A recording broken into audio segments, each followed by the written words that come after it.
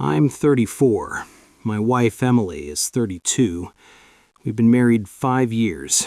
Together 8. No kids, just a dog named Cooper and a mortgage that still looks like a phone number when I open the banking app. On paper, we're that solid, boring couple you assume is fine. The first crack wasn't a fight or some big confession. It was the bedroom door. Out of nowhere, about 2 months ago, it stopped latching clean. You'd close it, and it would do this little half-shutter, like someone was holding the handle from the other side for half a second, then letting go. You had to lift it just right to get it to click. It only really bothered me at night. Around the same time, Emily suddenly got so exhausted and started going to bed early with her phone, while I stayed downstairs with the TV and Cooper. We used to leave our phones on the kitchen counter as a no screens in bed thing, and we were smug about it. Then she had a new project and clients texting late, and the phone just became another limb. I started noticing other changes. New citrusy perfume I'd never seen her buy. Straight to the shower the second she got home when she used to collapse on the couch first. Phone face down, laughing at texts and going silent when I walked in. Whenever I even brushed close to it, she'd roll her eyes and say stuff like, "You seriously think I'm cheating because I keep my phone on me? Don't become that guy, Mark." One night, the door didn't just shutter. I heard it half close upstairs on its own, then slowly swing open, completely silent. Emily was the only one who was supposed to be up there. I muted the TV. "Em?" I called. "You good up there?" No answer, just Cooper lifting his head and staring at the hallway like he expected someone else to come down. I called again. After a beat too long, her voice floated down. "Yeah, I'm fine, just getting ready for bed." Her tone sounded performed, and walking up those stairs felt like walking into a scene I hadn't been told about. As I climbed, the house felt too quiet. Fridge hum, clock ticking, my own heartbeat. And the bedroom door was sitting half open. I joked, "You know leaving it like that is creepy as hell, right?" And that's when I heard it. A rushed whisper, then a man's laugh. Not from a TV next door, for right up there. "Emily?" I said. "Who are you talking to?" Silence, then sharper. "No one. What is your problem tonight?" When I pushed the door open, she was on the edge of the bed in my old college t-shirt, bare legs, hair damp from the shower, face lit by her phone. No other person, no second phone in sight. "Why are you creeping around?" she said. "You scared the shit out of me. I heard you talking and laughing with someone." She shoved her phone at me like proof. "TikTok, Mark. They have these things called videos." "Don't do that," I said. "What do what?" That "you're insane for noticing things" voice. For half a second, something flickered on her face. Panic, guilt, something. But she smoothed it into annoyance. "You're stomping up the stairs like you caught me doing a seance," she said. I went back down eventually, more unsettled than reassured. I just sat on the couch again when I heard the same man's laugh, faint, inside my house for a second time. This time, it came from my phone, sitting alone on the coffee table. My phone screen was on.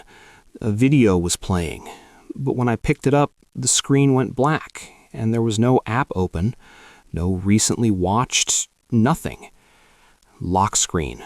Cooper in a dumb party hat, like always. Then came the first text from an unknown number.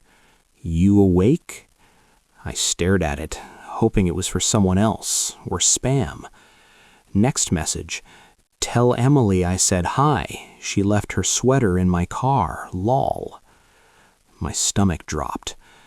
I forced my hands to work and typed, "Who is this?" Reply came instantly. "Wow, she really didn't tell you? That's cold." Then, You should check her Apple Watch. She forgets it mirrors everything. Emily has an Apple Watch. She never wears it in the house. It lives on the charger on her nightstand. Whoever this was knew that. 2 realizations. Someone out there knew our layout and routines. Someone was clearly enjoying this.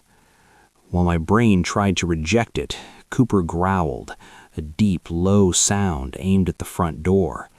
The handle started jiggling, slowly and deliberately, like someone was testing it. The deadbolt was locked, but the handle dipped and released again and again. Another text lit the screen. "Open the door." I stayed frozen. Upstairs, Emily yelled down, "Mark, are you coming to bed or are you going to be dramatic all night?" I went upstairs instead of to the door. Emily was in bed, scrolling, looking weirdly casual. The watch was on its charger, like always. "Everything okay?" she asked. "Yeah," I lied. "Wrong door, neighbor." I picked up the watch. She snapped, "Don't!" too fast. "Something's off," I said. "I need to check something." "So what, you think I'm having sex based on my heart rate?" she shot back. "Give me the watch," I said. "You don't get to go through my stuff because you're in a mood."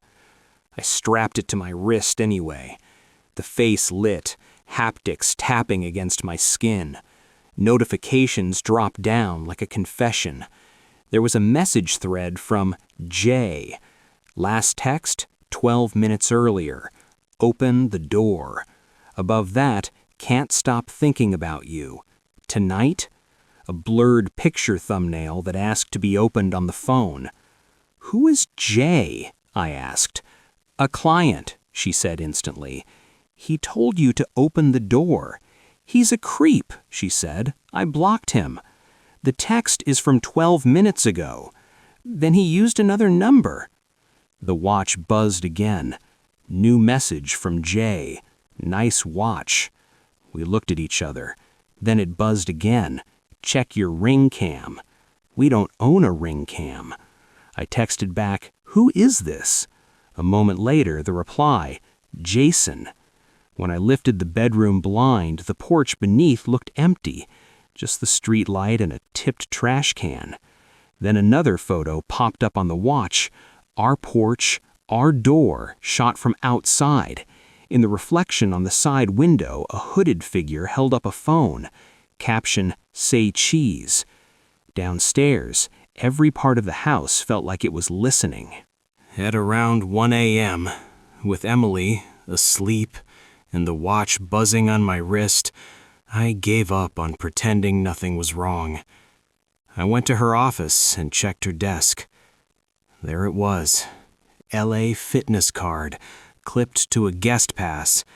Name on the pass, Jason K. On her laptop, messages under J confirmed everything my gut was screaming. "You left your sweater. Tell him it's from work if he asks. I want the way you look at me when you're answering him." Recurring calendar events. Thursday, 6:30 a.m., workout, park on the side. He'd sent her a photo months ago. Ceiling fan, headboard, a bare forearm with a small triangle tattoo at the wrist. As I screenshotted, footsteps hit the porch again. Cooper whined, then growled at the hallway. A new photo appeared on my screen.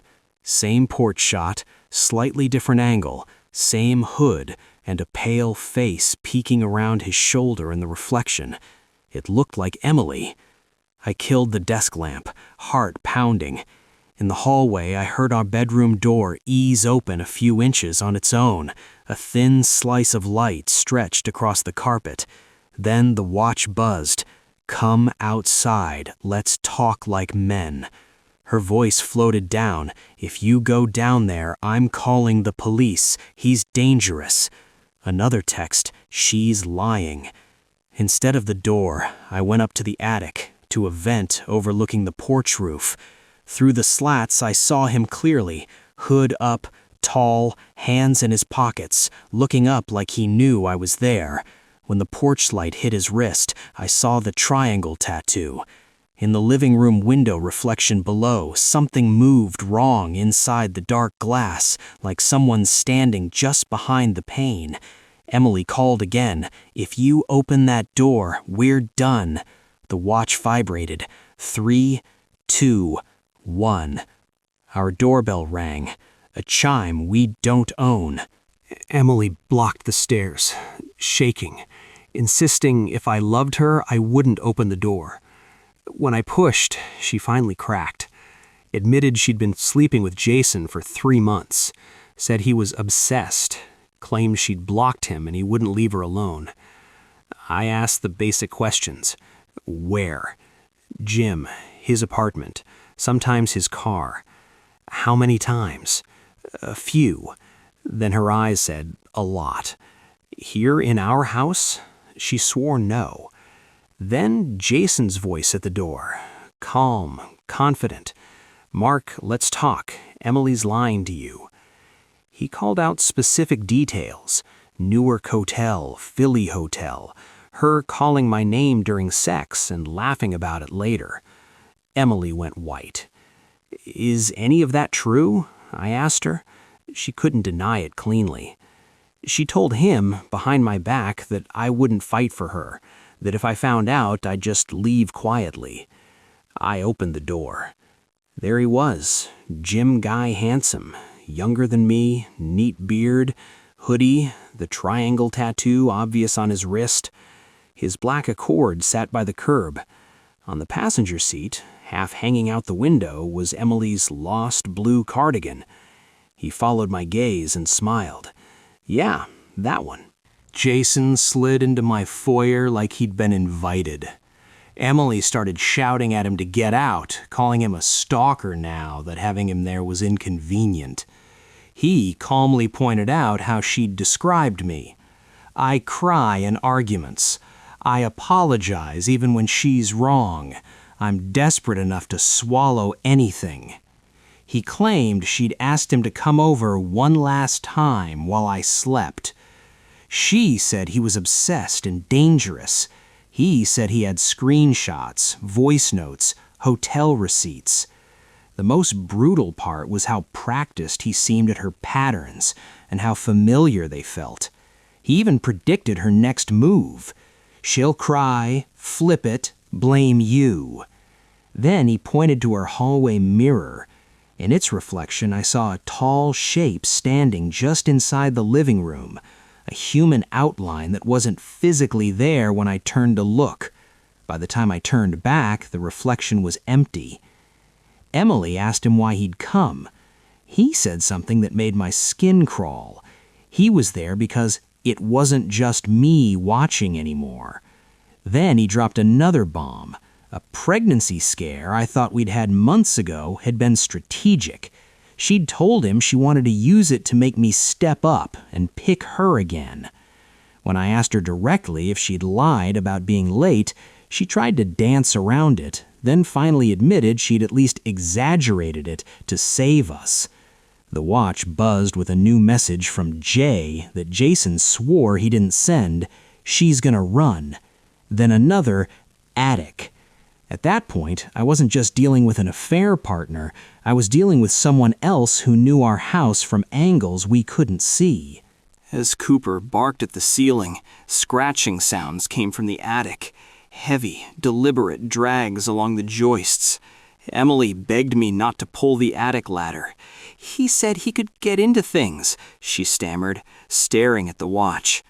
I pulled the cord anyway. The ladder unfolded, the opening a square of pure black. My phone rang from an unknown number. When I answered, a low male voice said my name and told me to look up. 2 pale hands appeared at the attic edge, then half a face, one eye, part of a cheekbone, watching me from the dark. It was human. It was wrong. Jason yanked me back. Emily screamed. The face vanished. The call dropped. She finally started confessing how deep she'd gotten. She'd told Jason the gym that I had a temper and might hurt her. She'd also met another guy online, an emotional support Jason type she refused to fully name. That second guy claimed he could watch me and keep her safe. She installed an app he sent, which was supposed to be for scheduling, but suddenly he always knew when I was home, when I left, what mood I seemed to be in. The watch started getting texts from a second J thread. She invited me. Come up. Emily looked genuinely terrified now, not of losing me, but of whatever she'd let into our systems, and maybe our attic. Cooper barked at the ceiling like his life depended on it. Another scrape, another text, attic. I realized she wasn't just scared of losing me. She was scared of losing control of whatever she'd started. I opened the guest room closet again. The ladder hung down, still, no visible movement.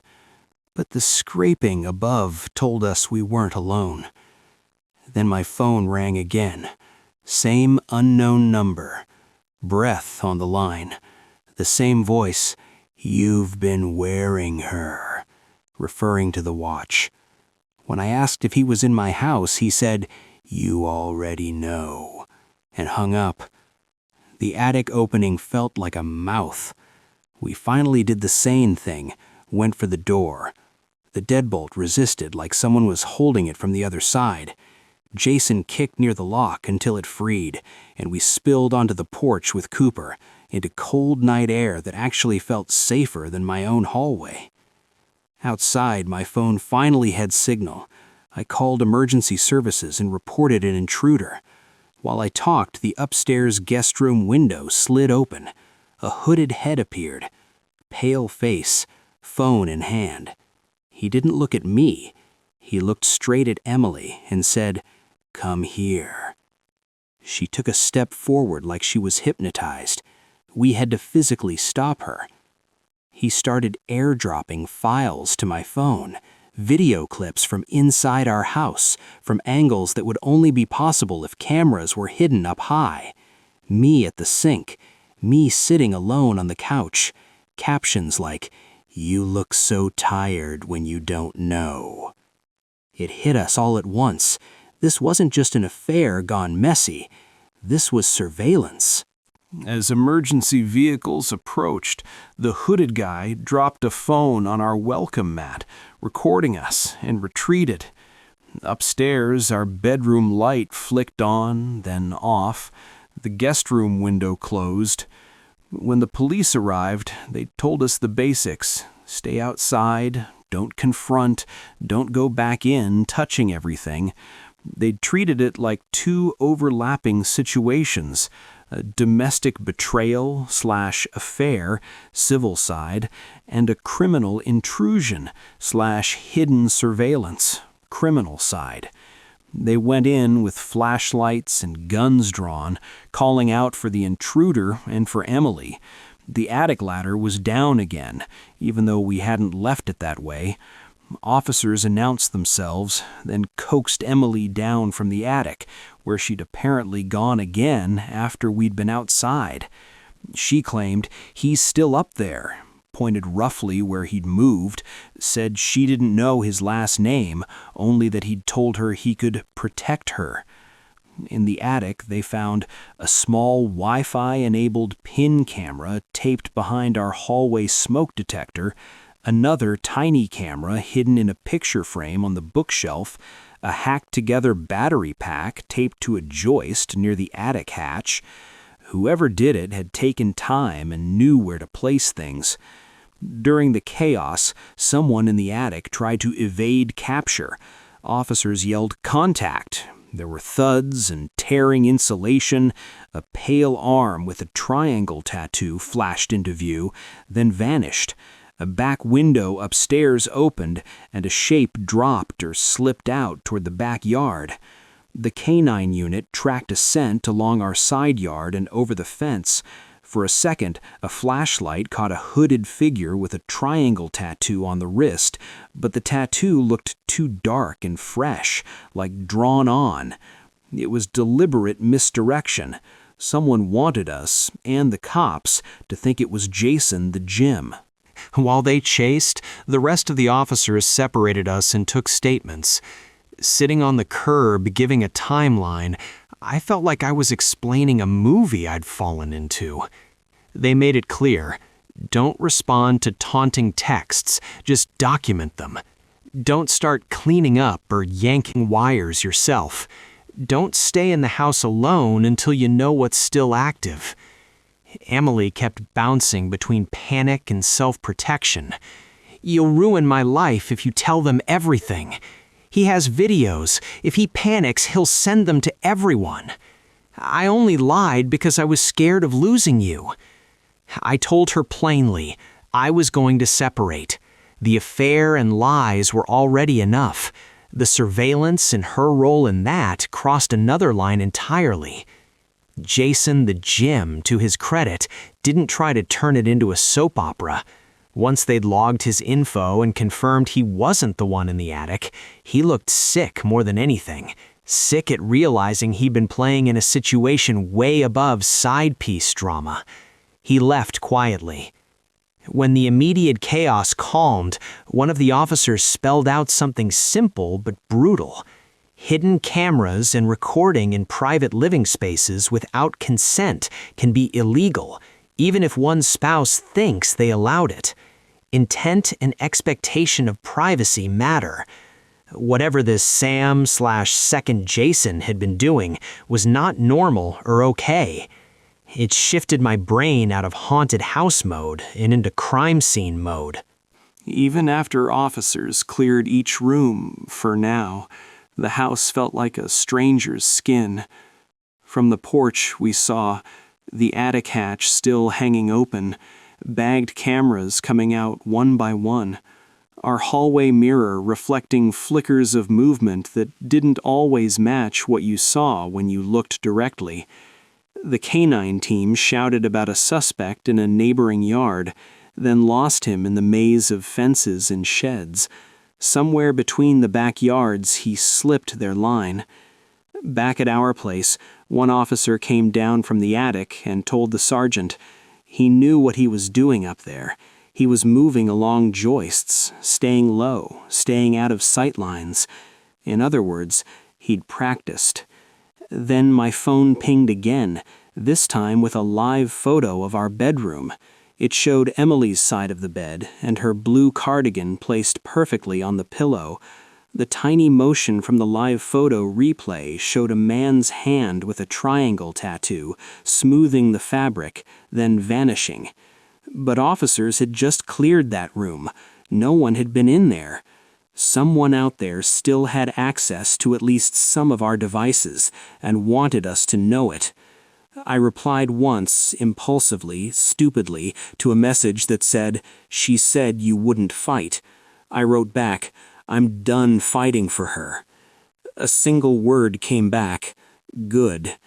I don't know if I was giving him what he wanted.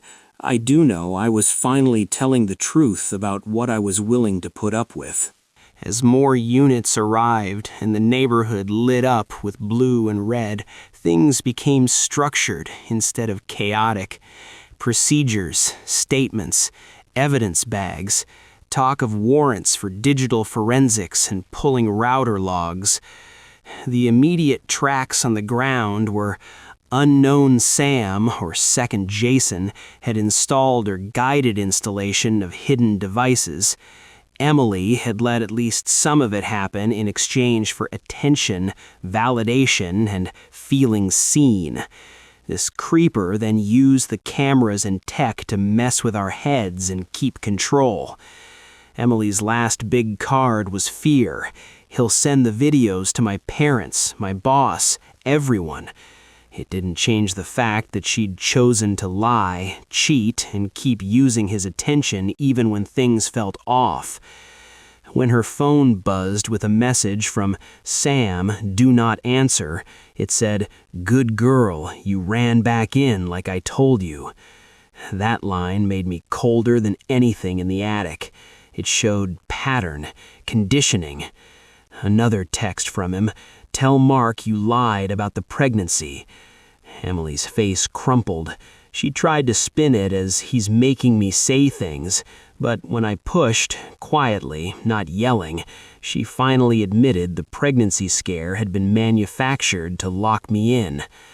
That moment, with cops and canines everywhere, and her sobbing into a department blanket, was when my marriage actually died. When I realized she'd weaponized my desire to be a decent husband. By the time things calmed down, it was early morning. The officers had bagged multiple small cameras and a Wi-Fi module in the attic and hallway, logged the strange AirDrop attempts and texts, noted that the attacker had to be physically close when some files were sent, recorded Emily's admissions about online support, installed apps, and not knowing this guy's real name. They made a clear distinction. Her affair with Jason the Gym, awful but civil. Lawyers, divorce. The hidden cameras and intrusion, criminal, possibly involving multiple statutes. Their advice to me was simple and boring. Don't stay in the house alone for now. Don't rip stuff out yourself. Let tech people and investigators document it.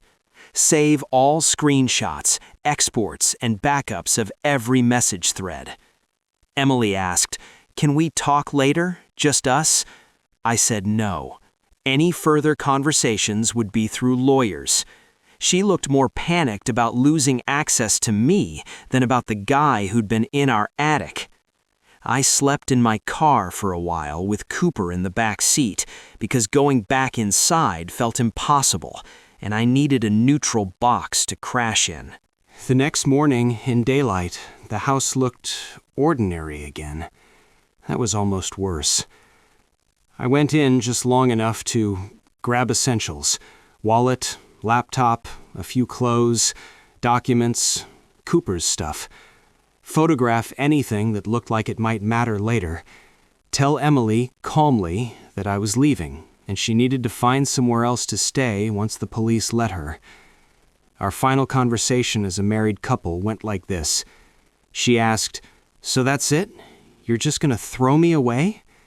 I said, "You threw us away. I'm just refusing to clean up for you." She tried the classic, "We can fix this, we'll do counseling. It was just sex, I felt invisible."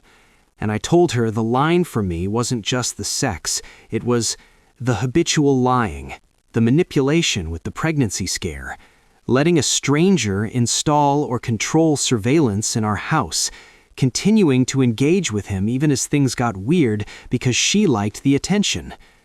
I told her I'd be contacting a lawyer about separation and possibly a protection order if this Sam person kept playing games. I didn't say it to scare her. I said it because it was the only responsible move left. Emotionally, the crash hit later when I was alone at a friend's place with Cooper asleep at my feet. That's when the grief came, not just for her, but for the version of my life I'd been defending that never actually existed.